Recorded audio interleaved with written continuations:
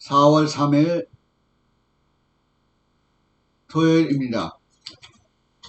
우리가 지난주에는 너는 나 외에 다른 신들을 내게 있게 하지 말지니라 라는 십계명의 첫째 계명에 대해서 말씀을 드렸습니다.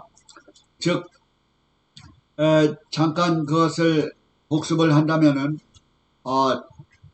다른 신들을 내게 있게 하지 말지니라 라고 하는 것은 참된 예배 경배의 참된 대상을 말하고 있습니다. 누가 참 하나님인가 라는 것입니다. 오늘은 제가 둘째 계명을 이어서 말하게 될 텐데요.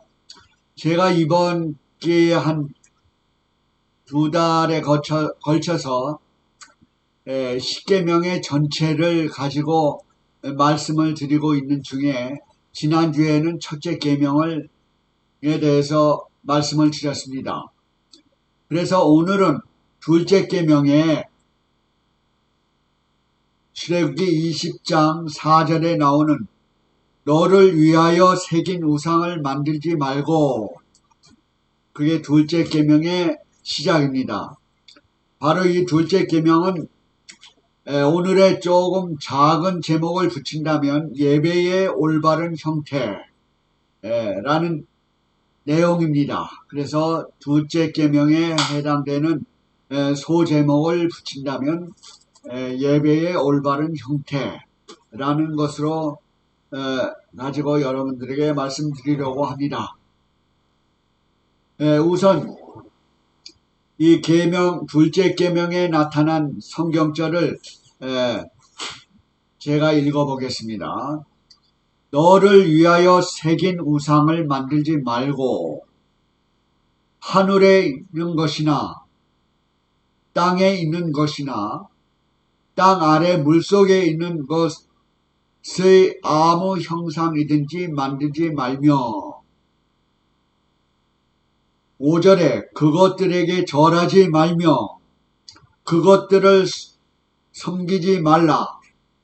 나 여호와 너희 하나님은 질투하는 하나님인즉 나를 미워하는 자의 죄를 갚되 아비로부터 아들에게로 3, 4대까지 이르게 하거니와 나를 사랑하고 계명을 지키는 자에게는 1000대까지 은혜를 베푸느니라.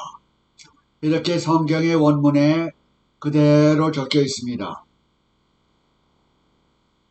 우리가 첫째와 둘째를 잠깐 비교해 본다면은 거의 비슷한 내용 같지만은 사실은 약간 방향이 조금 틀린 경우를 얘기하고 있어요.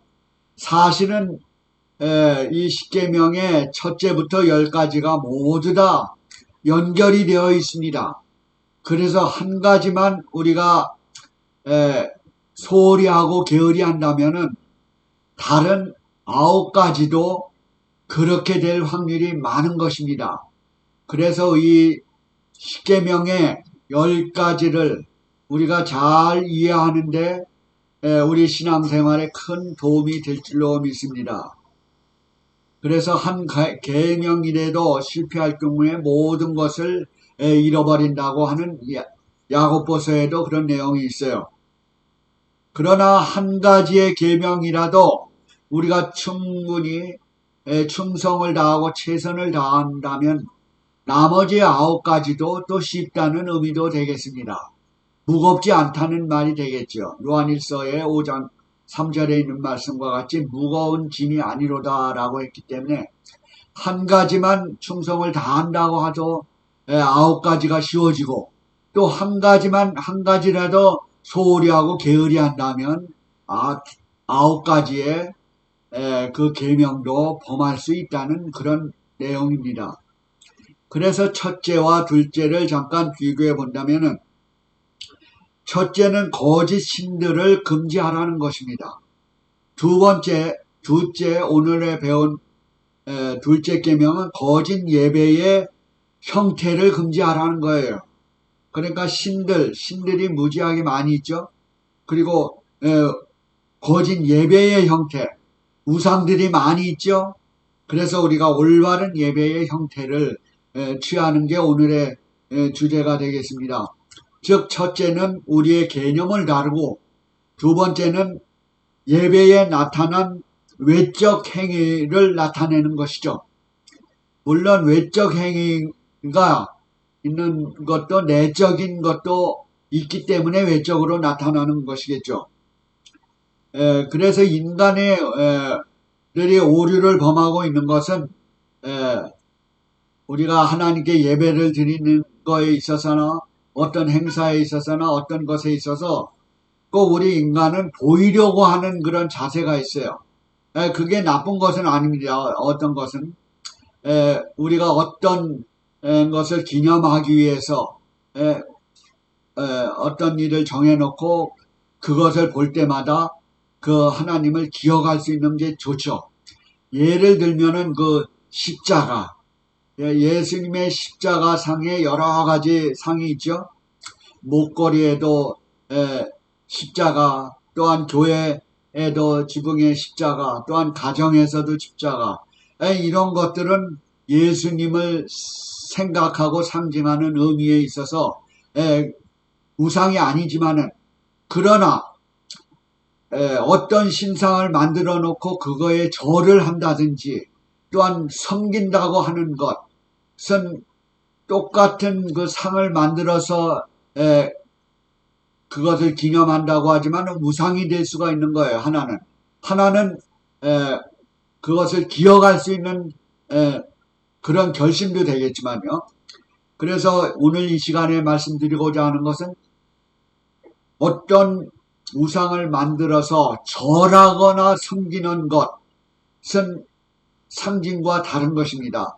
그래서 예를 든다면은 조금 전에 말했던 그 나무로 된 뭐 십자가나 돌로 된 십자가나 이런 것들을 그거의 자체의 거룩함이 아니고 그것을 상징하는 의미가 있는 거예요. 그러나 우리가 십자가를 향해서 절은 하지 않죠. 그리고 우리가 마음적으로 십자가의 그 정신을 생각하는 것이지 실제적으로 그 구성 안에 있는 철이나 나무 그 자체에 절하고 있는 것은 아닙니다. 그래서 너는 하지 말라라고 하는 말에는 사실은 너는 하라는 긍정적인 명령을 포함하고 있습니다. 그래서 나 외에 다른 신들을 섬기지 말라라고 하는 명령은 주 너희 하나님을 경배하고 다만 그를 섬기라라고 하는 그런 명령을 또 포함하고 있는 것입니다. 우리가 예배를 어떻게 영적 예배를 거룩하게 드릴 수 있을까? 이것은 요한복음 4장 23절, 22절에 쭉 보면은 수가의 사마리아의 수가에 있는 사마리아 여인에게 예수님께서 나타나셔서 하신 말씀이 있어요. 예수님께서 그 사마리아의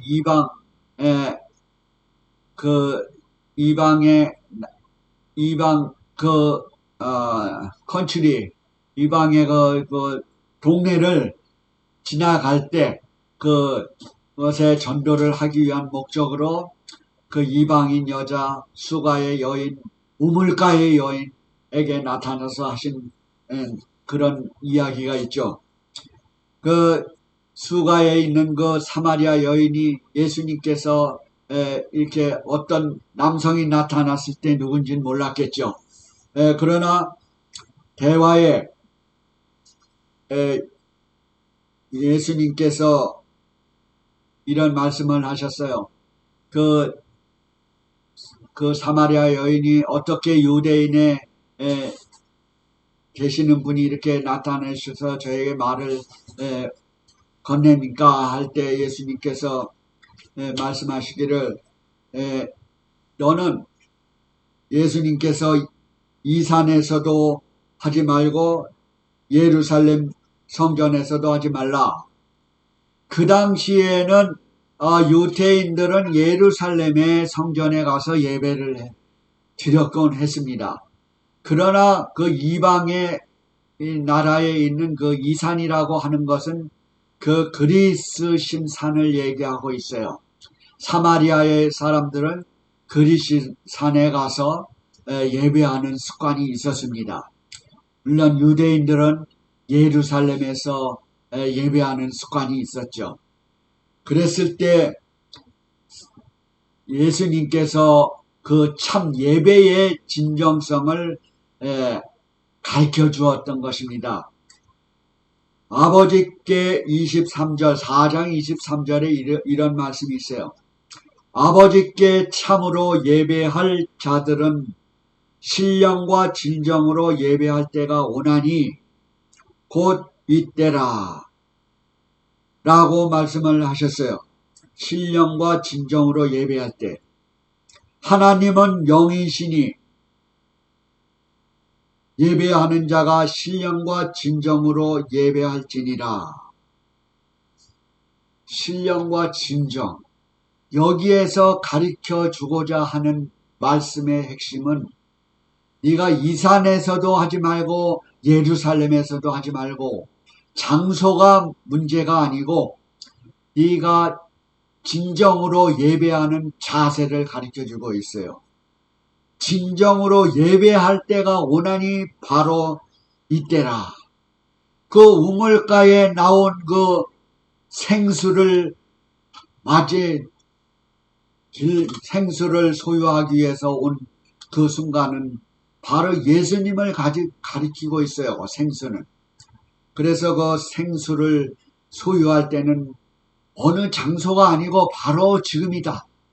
바로 어느 날 내가 이 생수를 먹을 것이가 아니고 바로 예수님을 보는 그 순간이 진정한 예배의 시간이라는 것입니다. 그래서 그 예배의 시간은 장소가 아니고 이 산과 저 산의 장소가 아니고 바로 우리가 맞이하고 있는 어느 그 순간이 거룩한 장소가 될 수 있다는 것입니다. 바로 그 장소라는 것, 사람이 많이 모여있든 적게 모여있든 그것이 거룩한 예배의 장소가 될 수 있는 것입니다. 내가 진정으로 하나님께 예배하는 게 중요하다는 내용입니다. 바로 생수를 받기 위해서 장래의 어떤 곳이 어떤 때가 아니고 그 즉시, 그래서 이 사마리아인은 그 수가 여인은 즉시 그걸 예수님인 줄 깨닫고 그 순간에 동네로 들어가서 즉시 자기가 갈망하고 확신하고 결심에 찬 것을 행동에 옮기게 되었어요. 그래서 그 동네에 가서 그 예수님을 소개하게 된 것이죠. 바로 이 하나님께 진정으로 예배한다는 것, 우리가 적은 골방에서 예배하든지 많은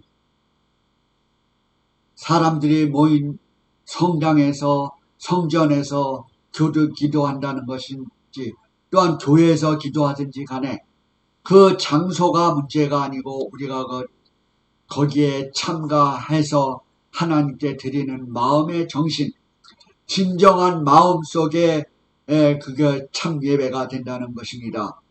바로 그걸 참 예시야를 발견할 수 있는 그런 길입니다. 바로 수가 여인이 참 예수님을 발견하고 확신을 갖게 된 것처럼 우리도 이 세상에 여러 가지 큰 교회당도 있고 적은 교회도 있고 또한 두세 명이 모이는 교회도 있고 이러한 현실 사회에서 또한 오늘날의 큰 교회에 가지 못하는 전염병으로 인해서 그런 경우가 있죠. 바로 이럴 때 우리는 참 예배의 정신을 배워야 할 줄로 믿습니다. 어떤 우리의 습관대로 우리가 큰 교회에 나가서 예배 드렸던 그 정신을 가진 사람만이 있다고 하면은 그분들은 요즘에 이런 경우를 통해서 참 예배는 적은 무리에서도 진정한 예배가 필요하다는 것을 깨달을 줄 믿습니다. 바로 이런 기회가 마지막 때에 이런 예배의 형태로 변할 수 있는 것입니다. 마지막 때에는 큰 대형 교회가 사라지고 우리의 적은 무리의 교회들이 곳곳에 진정한 예배의 정신을 가지할 수 있는 무리들이 모이게 되는 것이 참된 마지막 시대의 그 교회의 형편이 아닐까 생각이 됩니다. 바로 우리는 이 시기를 통해서 하나님께 진정으로 나 개인이 예배할 때가 아닌가. 이 세상에 우리가 여러 사람이 모인 가운데는 무엇인가 보여주고자 하는 그 예배의 형태를 가지게 됩니다. 그래서 수없이 절을 많이 한다든지 또한 많이 섬기는 그 태도를 보이기 위해서 또한 금식을 해서 슬픈 기색을 보이게 한다든지 어떤 교회에서는 너무 자신을 고행에 처하고 고뇌에 처하는 그런 예배의 형태를 또 하고 있는 데도 있습니다. 그래서 우리가 진정한 예배의 형태를 우리는 이런 기회를 통해서 더 배울 수 있는 기회가 됩니다. 또한 하나님의 십계명의 둘째 계명을 더 우리가 이런 기회를 통해서 참된 하나님을 경배하는 데 더 전념을 다하여 될 줄로 믿습니다.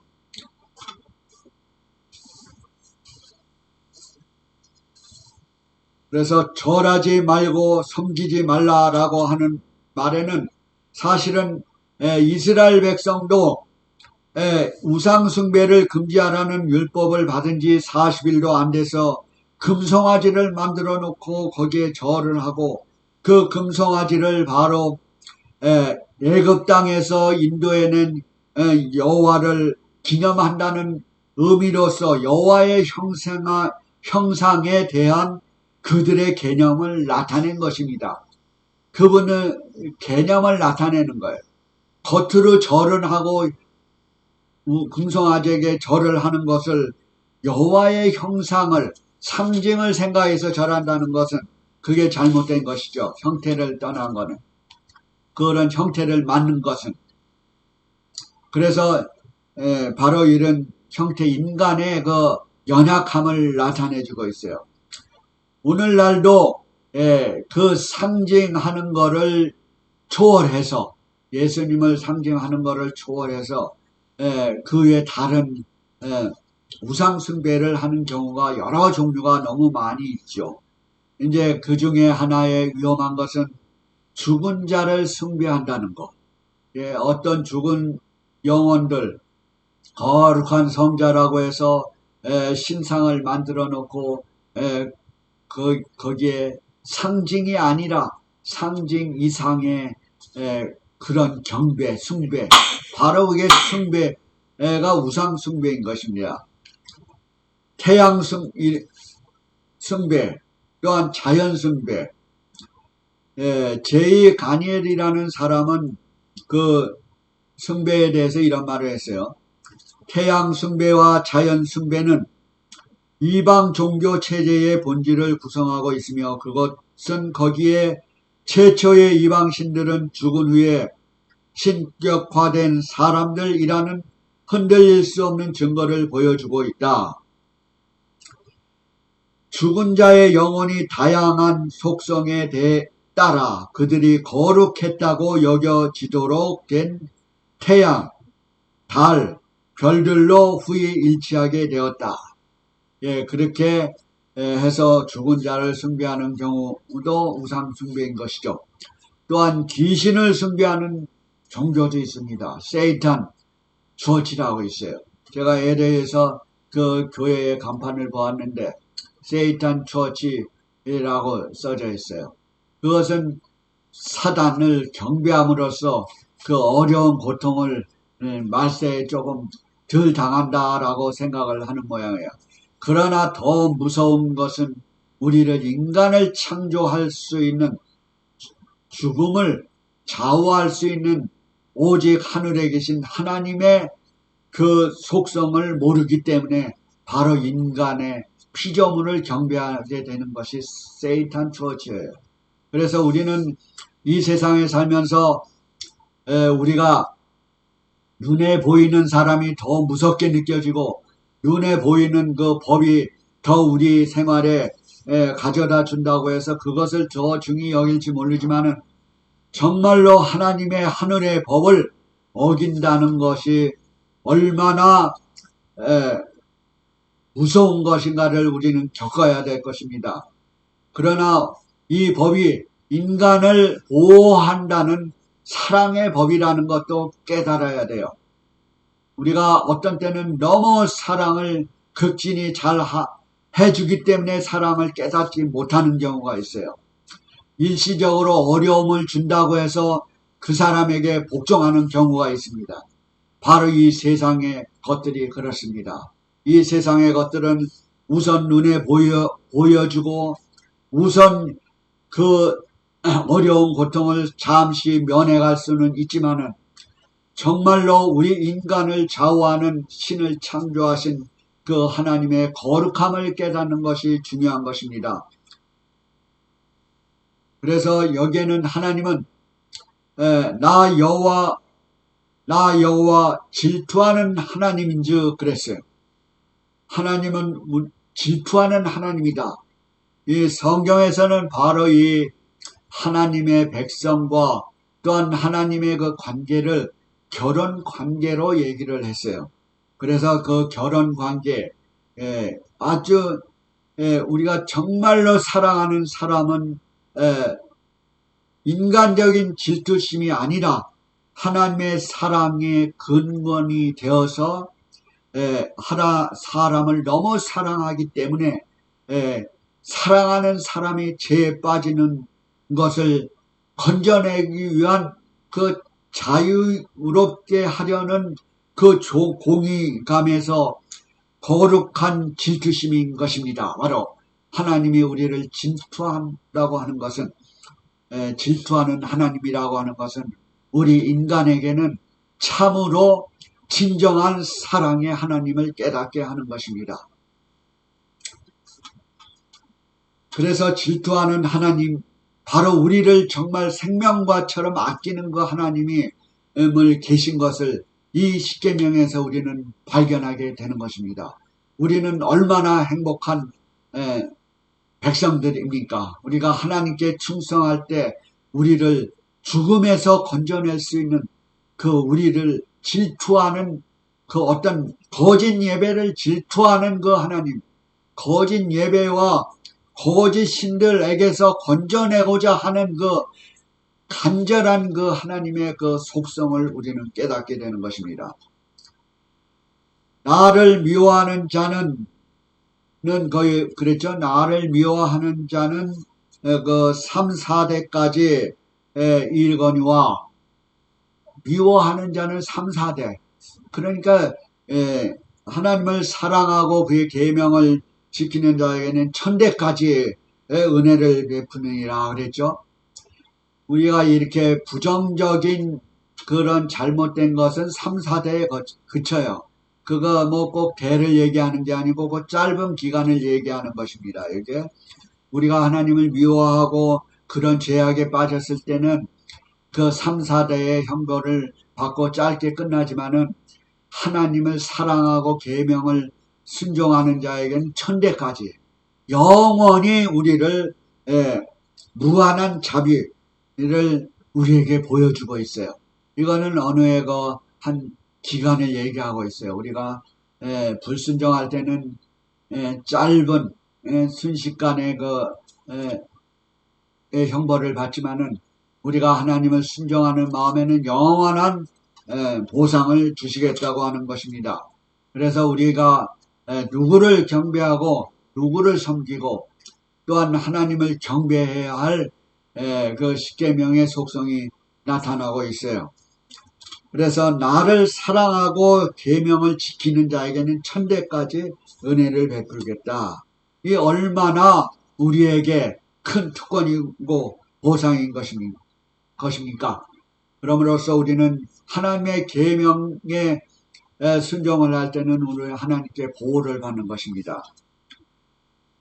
요한복음 14장에는 이런 말이 있어요. 너희가 나를 사랑하면 나의 계명을 지키리라. 우리가 먼저 하나님께 대한 사랑이 중요한 것입니다. 사랑을 할 때 하나님의 계명을 지키리라. 쉬워진다는 거예요. 사랑을 할 때는 사랑의 관계에서는 모든 것이 쉬워져요. 안 되는 일도 될 수가 있어요. 그래서 먼저 하나님을 사랑을 하는 관계에 있어서는 그의 계명을 지키게 됩니다. 또한 그 반대적인 말도 썼어요. 나의 계명을 가지고 지키는 자라야 나를 사랑하는 자니. 그렇게 요한복음에는 기록을 했습니다. 그래서 오늘은 너를 위하여 새긴 우상을 만들지 말라라고 하는 이 밑에는 여러 가지 우리가에게 알려주고자 하는 구체적인 내용들을 오늘 살펴보았습니다. 그러므로 우리가 첫째 계명에 속하는 너는 나 외 다른 신을 내게 있게 하지 말지니라. 다른 신을 오늘은 그 구체적인 우상을 숭배하지 말라. 오직 하나님 외에 여러 다른 신들, 우리가 말로는 하나님 예수님이지만은 우리가 보이지 않는 그 다른 신, 사실은 우상숭배에 보이는 경우를 많이 말을 했지만은 사실은 우상숭배가 보이는 것만 있는 것은 아닙니다. 보이지 않는 마음의 그 생각이 너무 짙어질 때 바깥으로 나타나는 것이죠.